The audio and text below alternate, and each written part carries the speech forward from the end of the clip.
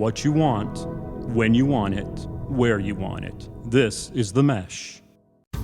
If you were given the chance to leave a comfortable professional career, say working in the front of the house or doing something else, and a chance to enter the world of smoke and fire and barbecue, would you do it? There's plenty of people in our Low and Slow podcast history who've left the corporate frying pan for a life in the meat, smoke, and fire. And our guest today has done just that. We're talking with Joel Easton, the founder of Easton Barbecue Company. It's part of our Carolina Pitmaster series in conjunction with the Carolina Barbecue Festival, April 5th and 6th in Charlotte's Victoria Yards. Based in Asheville, Easton Barbecue serves wood-smoked meats and seafood across the Carolinas. And we talked with Joel about how he got his start and around the fire, and we'll find out about his experience at the late, great Buxton Hall Barbecue and learn about some of his mentors and what they've taught him. You can meet Joel and some of those mentors among the 15 Pitmasters. They'll be at this year's Carolina Barbecue Festival. But if you want to do that, make sure you've got your tickets. Complete festival details are available at carolinabarbecuefest.org. And when you buy tickets, be sure to use our special promo code LOWSLOWBBQ for a discount. Until then, enjoy our conversation with Joel Easton from Easton Barbecue Company. That's right. We're very excited to have with us Joel Easton from Easton Barbecue Company. Joel, welcome to the Low and Slow Barbecue Show. Yeah, thank you so much for having me. This is a new experience. I'm a little nervous, so if I stutter a little bit, we'll just keep going. But no, this is a lot of fun. And I really appreciate you having me on. Yeah, no worries at all. Nothing to be nervous about. There's literally tens of listeners out there in the world listening to us once we go live. So, but I do want to just kind of jump right into it and talk about things that'll be comfortable with you. Who is Joel? Where are you from? And how did you get into smoking meat low and slow? Man, I grew up in the Midlands of South Carolina. Those are where my roots are, and that's where I started, cooking and eating barbecue. That's where I get a lot of inspiration from. But at one point, I decided to move up to Asheville and work at Buxton Hall Barbecue. I wanted to really jump in the deep end and learn the basics about running a barbecue restaurant, doing whole hog barbecue with Elliot Moss. You know, he's been a mentor of mine for a long time and a really good friend. So, that's where I am today. Yeah, well, tell me, what were you doing and what really kind of prompted you to make that jump to, Buxton Hall, that's big time in Asheville, or at least it was, but what prompted you to make that jump, and what were you doing before then? So I spent a lot of time in the restaurant industry, mostly front of the house. Man, I was a bartender for close to 14 years and got a little burnt out in my early 30s. Had a lot of outside influence telling me to, you need to go get a real job. You know, you can't be in this restaurant. You got to get a 9-to-5. And so I went into healthcare, and I was an X-ray tech for about 4.5 years, and decided that wasn't for me. And all along the way, I was, a backyard barbecuer. I was passionate about it, and decided just to make a change, just pull the trigger, and I moved up to Asheville just to work at Buxton Hall and learn as much as I could. So that's where I am today. Fortunately, Buxton Hall closed late last November, so that's where Easton Barbecue Company was born. Yeah, right on. So we'll talk a little bit more about that Buxton Hall experience in just a moment. But before you get into that and into the Easton Barbecue Company, what do you feel like your specialty is in the world of barbecue? My specialty? I don't know if it's any one particular item. I've spent so much time studying barbecue, watching videos, reading about it. I feel like across the board, I do everything pretty damn good, and I've gotten such great positive reactions from the events that I've worked. My brisket is second to none. I'm not trying to hype myself up or, I'm not one guy that has this big ego, but I know I've put my time and experience into researching how to do it right. So I feel like everything across the board is really, really solid. And I'm proud, like super proud of the barbecue that I put out. So Yeah, fantastic. It's great to be well balanced across everything that you're doing. You can really meet all those taste buds, all those preferences for folks across the barbecue world. So, let's talk about Easton Barbecue. Buxton Hall closes and you kind of got out onto your own road. Tell me how you got started with doing your own thing and what are you trying to do? What's your mission? What's your strategy there with the company? yeah, so starting my own company had always been an idea that I had floating around back in my mind for months. Hmm. And then we found out that Buxton would be closing their doors in late November. So I just that was the chance. That was the moment that I had to just go get my own smoker, get my LLC, get business accounts started, try to Hmm. do things on my own.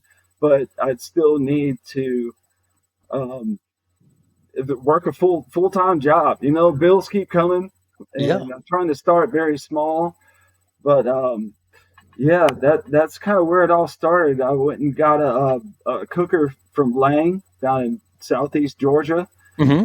and just started cooking, man. And all the food off that smoker has been absolutely phenomenal. And the few events that I've already worked, I've gotten like huge positive reception from the food that I've cooked for people. So it's been a little bit of a slow process. I'm trying to take it really easy Hmm. going into starting this business because obviously I'm working full time as well. So and it's only me. Yeah. I don't have any employees or anything. So I'm just trying to start really small and build it from there. Yeah, well, so tell me about some of the first events that you've done. I know that you're delivering smoked meats all across the Carolinas. Where have you been so far, and how can folks find you? Well, I've got some social media accounts. There isn't a whole lot of content on there right now, but I'm working on that. Hmm. I have a wedding a party that I'm coming up in a couple weeks that I'm going to be cooking for. It'll be about 70 people. Um, but in the past, I cooked for a pretty sizable Halloween party down at Edisto Island, Mm. and it was a lot of fun. They got a Hmm. like huge reception. Like they were the guy that organized the party came to me and he said everybody was coming up to him saying like, where in the hell did you find this guy? Like, who is Yeah. this dude? And unfortunately at that time I didn't have any business cards made up. I did have some stickers that I was passing out and Uh-huh. things like that. But and before that I cooked for a tailgate down for South Carolina football. um, it was the Florida game back in November, and really, other than that, there hadn't been too much going on. With Buxton closing down, I was changing jobs, and there was just a lot going on. So I was trying to focus on getting a new job, and I couldn't really put too much energy into the business. But now that 2024 has started up, and we're lining up a lot of events, so we got a lot going on this year. Yeah, fantastic. So really start stoking the flames there of the business. Don't pour gas on the fire, but fan the flames. You don't want gas on your barbecue fire. Yeah, yeah, it's just me, so I've got to take it easy. I can't Yeah. take on too much at one time. Mhm. Working the full-time job, it's got to find that balance right now. So that's what I've been doing for the past couple of months. Yeah. Well, so when you're at one of these events, whether it's a tailgate or the big deal down at Edisto or your upcoming wedding, what do you want somebody to experience? How do you want them to experience an Easton barbecue event? What can I expect if I show up and you're there making the meat? Man, just some damn good barbecue. Yeah. I've really poured my life into just continually learning. Hmm. Just techniques. I hate to use the term pitmaster. I don't think I'm some kind of pitmaster. I'm kind of um, I'm the newbie. I haven't been doing it for as long as some of these guys like Rodney Scott, Sam Jones, all these people. Yeah. But I have learned from the best. I worked for Elliott Moss for a long time. Hmm. But it's just it's a constant learning experience, and I just want people to know that if you hire me, I'm going to bring everything I have to the table. And I've gotten a great response from the barbecue that I've cooked for people already. So they're going to see me. They're going to see a smile on my face. They're going to see me working hard to do. A lot of people don't have the capacity to cook barbecue on a large scale for some of these parties. So that's what I hope people will come to me for, or whatever weddings, parties, it doesn't matter. I'll show up, if they want me to cook for 15, 20 people, it doesn't matter to me, dude. I just love cooking for people. So yeah, so I can tell you what meat I want, or you bring in your preferences, and what about sides and those types of things? well, I've been working on different sides. I grew up eating a side called Backbone and Rice. There was a small meat and three place in Sumter, South Carolina, where I grew up, and I'm doing my own version of that. I want my sides to be unique. I want a potato salad and beans, probably pinto beans with some chorizo. Probably call it pork and beans, something like that. But yeah, I I just want to bring my flavors and everything that is nostalgic to me to everybody. And like Elliot Moss always told me when I worked for him, he's like, dude, just make it taste good. Right.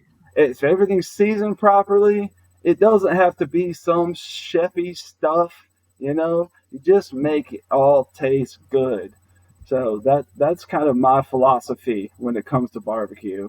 Yeah, make it taste good, and people are going to remember you for that. So you talked about your lane smoker there from the Southeast Georgia part of the world. What kind of wood are you using there when you smoke? So in this region, we have mostly oak. Red, white oak. I'll get some hickory mixed in. Not a whole lot of fruit wood, even though I would love to work with some apple and pecan.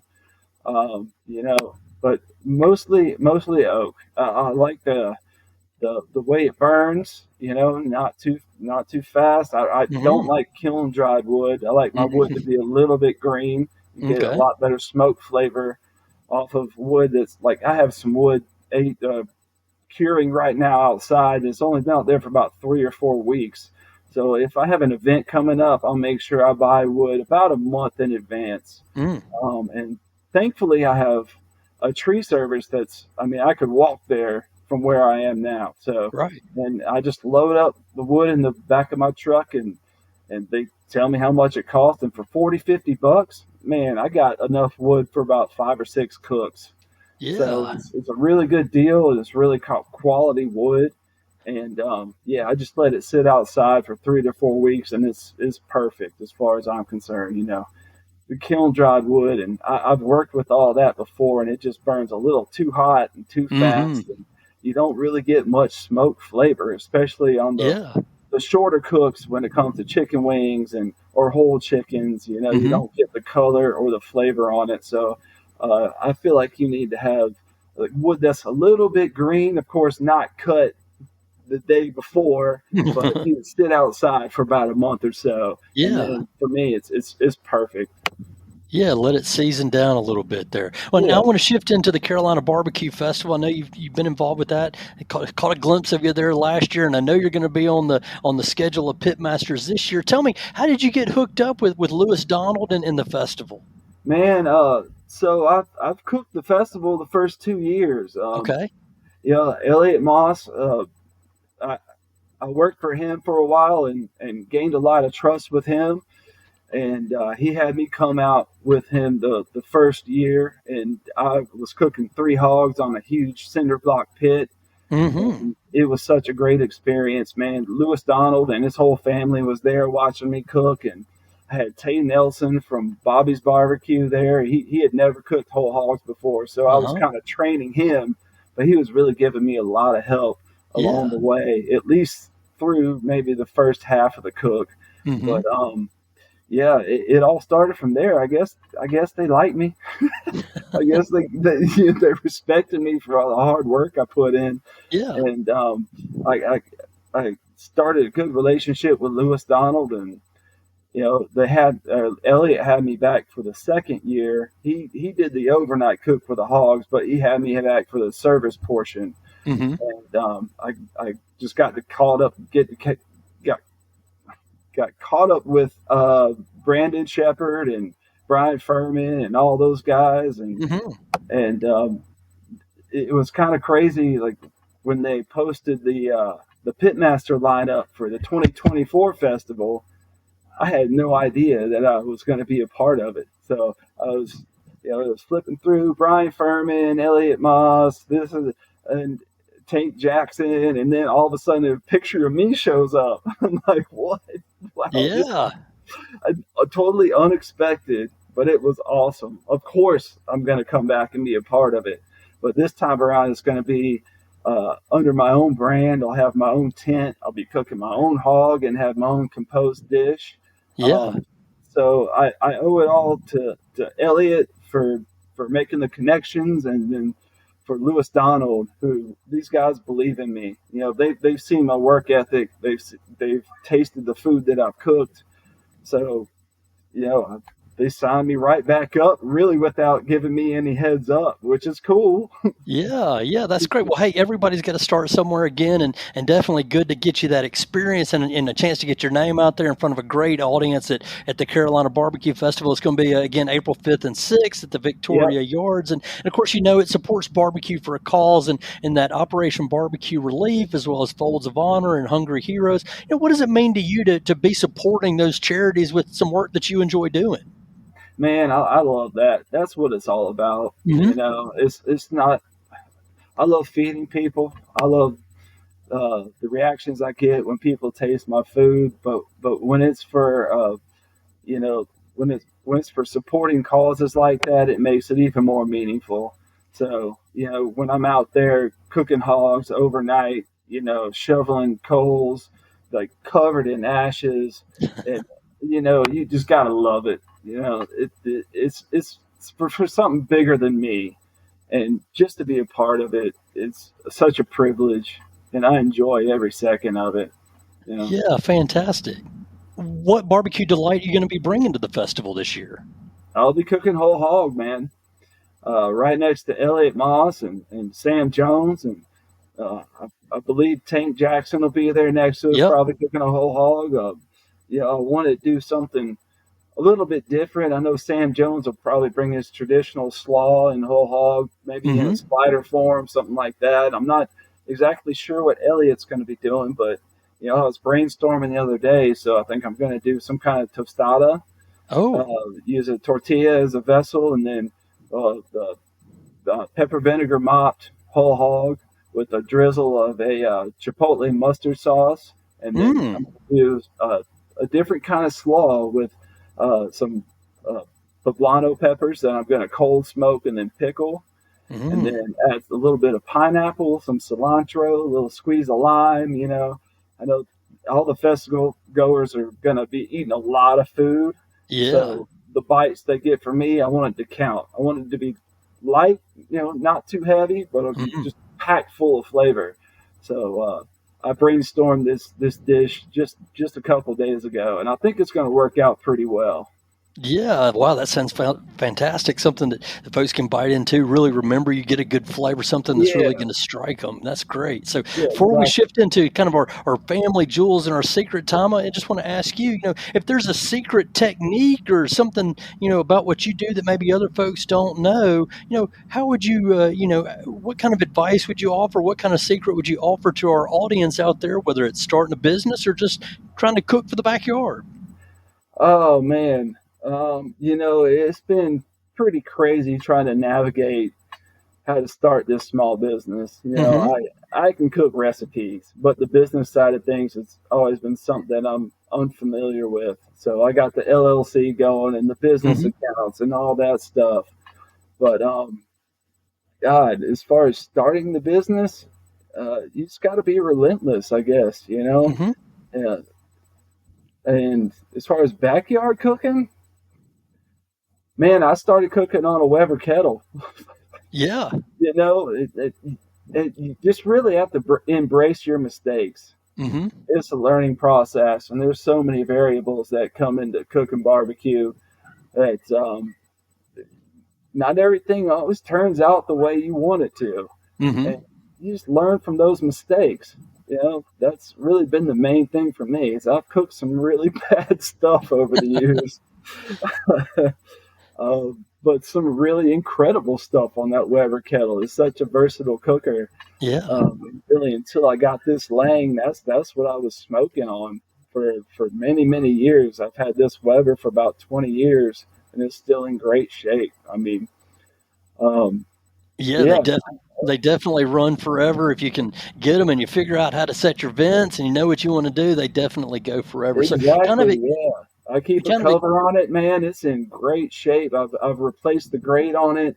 mm-hmm, I have one of the slow and sear components. I'm not sure if you've heard of that. mm-hmm, Oh yeah, I have a slow and sear on it, which has a little water reservoir, so mm-hmm. it's kind of up my game as far as cooking low and slow on that thing. But Hey everybody, John Reep here, and I'm with Lauren Weaver of the Hickory Smokehouse, and we have partnered up and we have come up with what we think is the best barbecue sauce in the world. It's called John Reep's Hickory Smokehouse South in Your Mouth Barbecue Sauce. But don't just take our word for it. Listen to what other chefs are saying.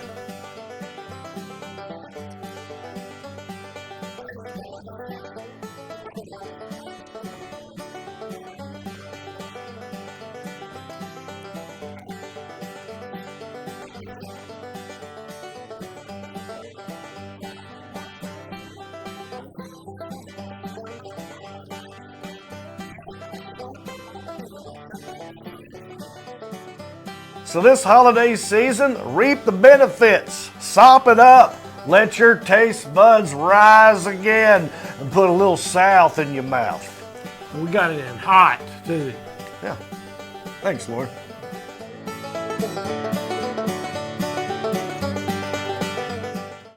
man, there's a learning curve, but I love cooking on it, man. Once you learn how to cook on a Weber, I think you can probably cook on just about anything.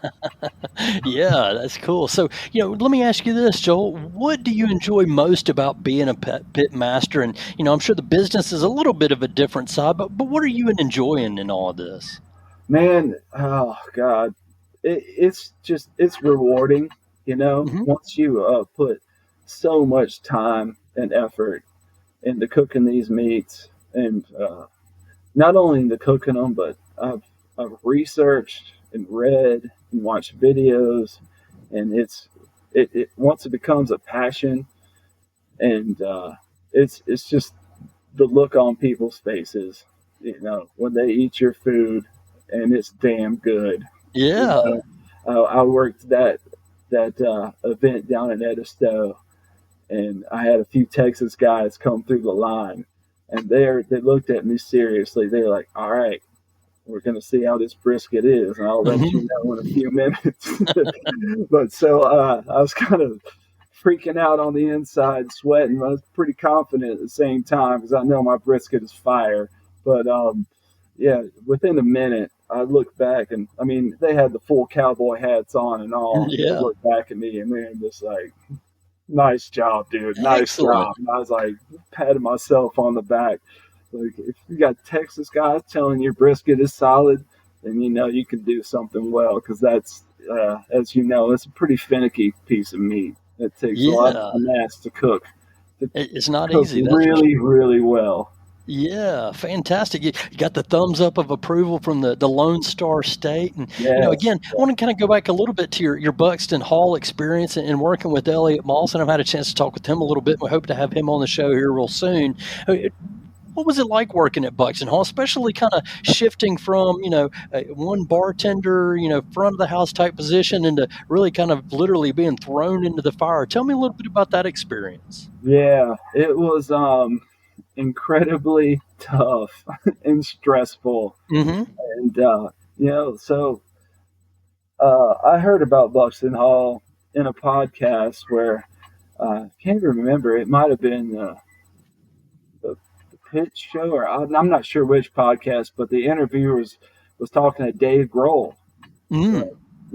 the drummer from Nirvana and lead man for Foo Fighters, who Yeah. was taking the barbecue, and Mm-hmm. they had asked him who were some of the pitmasters that he had a lot of respect for, looked up to, and he named Elliott Moss at Buxton Hall Barbecue, and that's how I discovered the place, because I had been coming up to Asheville for fly fishing and hiking and whatnot over the years, so I made sure the next time I was in Asheville, I stopped through there to try it out. And there, Mm-hmm. when I walked in there, it was an atmosphere that I had never experienced in any other restaurant. So I knew that I wanted to be a part of it. So I sat at the bar, applied for a job right there as I Yeah. was eating their food. Didn't really think I would get hired, but sure enough, a week later, Nick Barr, who was the kitchen manager there and eventually the head chef there after Mm-hmm. Elliott parted ways, Nick Barr was emailing me like, "Come on in." So I staged on a Saturday, like a busy Saturday Mm-hmm. during the summer months, and apparently I held my own, with no kitchen experience. I was Yeah. all front of the house experience, and little did I know how much work would go into running a barbecue restaurant that was open 7 days a week, Mm-hmm. lunch and dinner, doing whole hog barbecue on top of everything else. So at times I was questioning everything. I'm not gonna lie. Yeah. I was just there. I was just there to learn the ropes, but I was learning everything, learning how to deal with exhaustion, learning how to deal with levels of burnout, um, just learning how to cook whole hog. I mean, it was constant and uh, constant level of exhaustion, but it was also very rewarding. Right. At the every night I was just trying to look at it as a learning experience. So I miss Buxton Hall. I miss the people that I worked with there. But when it was over, there was a certain level of relief. Right. Yeah, definitely understand. Well, you mentioned yeah, obviously Elliott Moss was somebody that got called out by Dave Grohl, and then you get a chance to work with him. And I wouldn't say he's your idol, but it certainly sounds like he's somebody that you looked up to. What was it like just finally being able to work with him and learn from him, and now have a little bit of a relationship as you've continued on? No, we certainly have a relationship. We're pretty good friends. Like I don't really hang out with him very often, but we've kept in touch. Like I worked at one of his concepts called Little Louie's, Mm-hmm. and fortunately, I don't want to get into Yeah, you his don't need to. personal business too Yeah. much, but unfortunately, things didn't work out between him and the investors. But I've still kept in contact with him. We chat every once in a while, and I can't say too much, but there's some projects we may be working on together in the future, and we're Yeah, he's definitely definitely got a teaming lot of up. irons in the fire. Well, he's got a pop up on St. Patty's Day coming up real soon, Yep. and he called me. He's like, "Man, bring your cooker down. We can team up." And yeah, we're going to be cooking together finally once again very soon. So Yeah. thankfully, my plan was to get in there and work my ass off and prove myself Mm-hmm. and gain trust from somebody like Elliott that's been in the business for a very long time, and Mm-hmm. and and that's the way it worked out. He loves working with me. He sees my work ethic and my passion for barbecue. So we're going to continue to work together in the future. Yeah, that's fantastic. Great news. So, apart from Elliot, when you're looking for advice, who do you turn to? Advice? Oh man, probably either Elliott or some of the YouTube channels that I've learned so much from. Bradley Hmm. Robinson and Chud's Barbecue, Yeah. Meat Church, Joe Yim, Jeremy Yoder, and Mad Scientist Barbecue.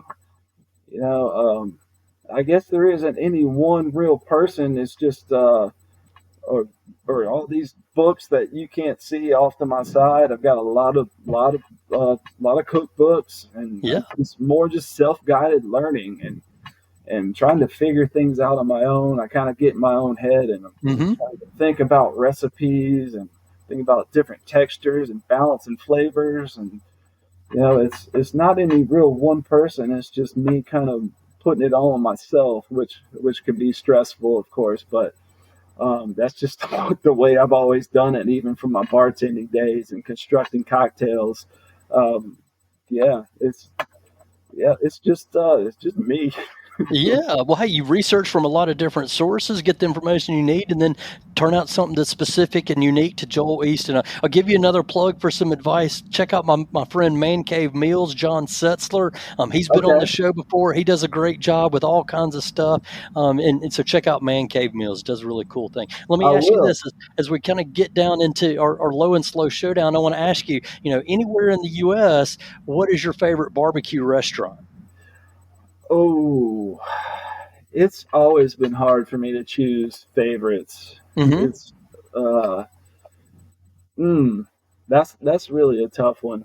Unfortunately, since I've lived in North Carolina, I haven't. I've been working so hard uh, that I haven't had the opportunity to travel around and visit all the iconic barbecue places around North Carolina. Yeah. But I still have my eyes on what these guys are doing at, Mm-hmm. Sweet Lou's and Brandon Shepherd. I love that guy. Um, I I I've got to say Rodney Scott's, man. Okay. It's just traditional and it's all done so well. It may not be uh, anything that's out of the box, but everything he does is done so well. It's the best bite of whole hog barbecue I've ever had, and his potato salad is absolutely killer. Yeah. Hey, well, I'll go also and throw in a vote for his Alabama white sauce on his smoked wings. Yes, Fantastic stuff there. And I yes, know that Rodney Scott's definitely expanding his empire around the South. I've been able to check him out down in Birmingham, Alabama, and does a great job in the Homewood. And I know he's got a new location in Trustful. Just continues to grow and grow and grow. Great stuff there. You yes, yeah. don't have success if you're not putting something good out. That's right. That's right. Now, there's some spots I can't wait to try out. There's King's Barbecue in Charleston is doing some cool stuff. Yeah. There's been an evolution in barbecue recently that I'm really loving. People are infusing their heritage, like down in Palmyra, and Hector Garate just opened up a new spot, and his food looks absolutely killer.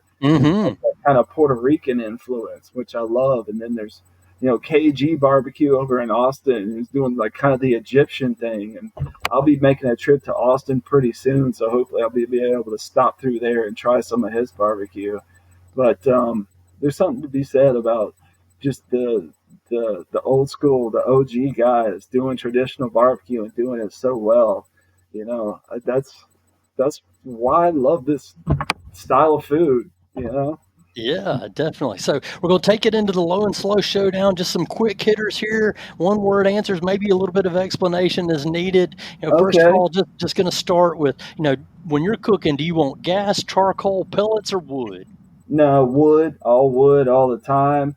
I mean, at least in the Lang, when it comes to the Weber, it's always charcoal, of course, and wood chunks sometimes. But yeah, I never really worked too much with gas, or I don't have a pellet smoker, so Yeah, that's just what I learned on, and I can get the best flavor out of that Lang with all wood. So it's yeah. And you mentioned you're using oak there in the line, but tell me if you're using charcoal, what's your charcoal choice? it kind of depends on what I'm cooking. I'm not a hater on Kingsford, dude. I love it. It burns nice and evenly, Mm-hmm. and it low and slow. I've always done the snake method if I was going to smoke something on the Weber. Um, but I do love hardwood lump charcoal if I want to sear a steak or cook something hot and fast because Yeah, they burn hot, but they don't last very long. But right on. yeah, So, you want pork, beef, chicken, or something else? oh man, that's a tough one. Like I said, I'm not always one to choose favorites. It always kind of what I'm in the mood for. But oh, I have to lean towards pork, even though beef is a very, very close second. Beef rib is, God, one of my favorite bites in barbecue. Yeah, it's hard to beat. So, what is the best state in these United States for barbecue? Oh, God. I'm probably biased. Well, I'm definitely biased, but I have to say South Carolina. Very good. There's such a variety. I mean, the low country, you've got your pepper vinegar. In the Midlands, you've got your mustard base. And then up towards the upstate, you've got more of a tomato-based sauce. And I don't think there's another state that has such a variety of different regions and styles. But Texas, God, I've really grown to love Texas barbecue recently, and North Carolina, of course. Yeah, But, so definitely hard for you to pick yeah. a favorite, I can tell. Yeah. But that's a nice segue into, your favorite Carolina barbecue style. Do you want it Eastern, Western, like Lexington style, or do you prefer the South Carolina mustard? No, I'm an Eastern. Eastern.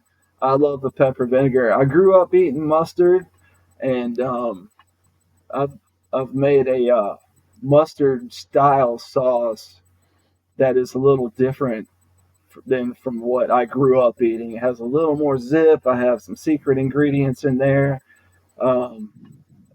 It's never been my absolute favorite, but I've grown to love it more and more over the years. But it's pepper vinegar all the way for me. All right. So do you want your meat with or without the sauce? Oh man, that's a tough one. It shouldn't need it. I use the pepper vinegar just as a very light seasoning. God, no, I'd say without. Well, depending on what it is, I guess pulled pork without. Yeah. Ribs, I like a little drizzle of sauce. Brisket without. So it's kind of situational for me. Fair enough. So this is the last one, and it's a tough one, I know.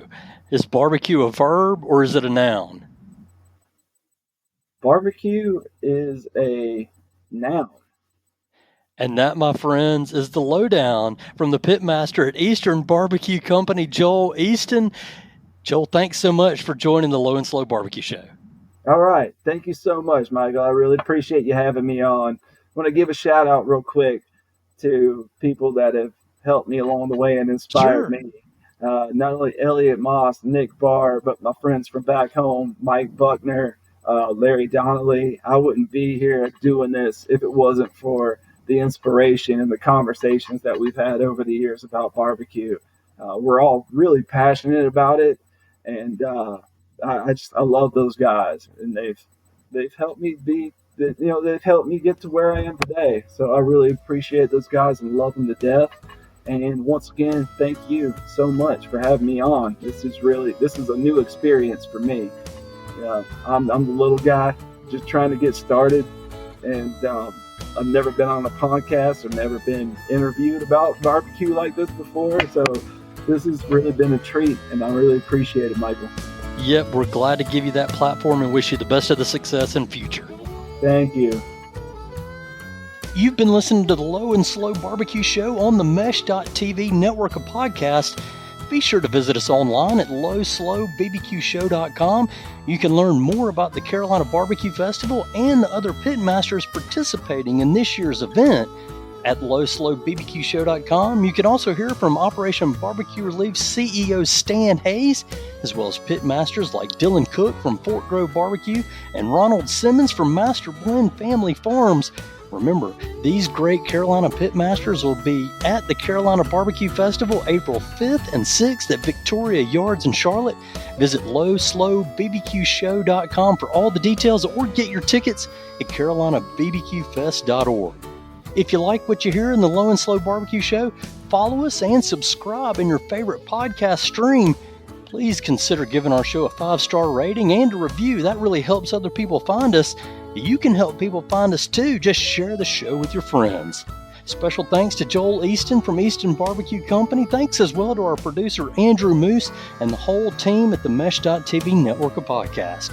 Most especially, thank you for listening to the Low and Slow Barbecue Show, Remember, for the best barbecue and the best barbecue podcast, make it low and slow.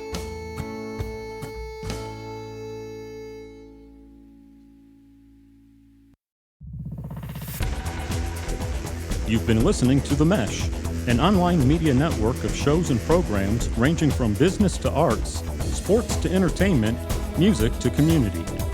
All programs are available on the website as well as through iTunes and YouTube.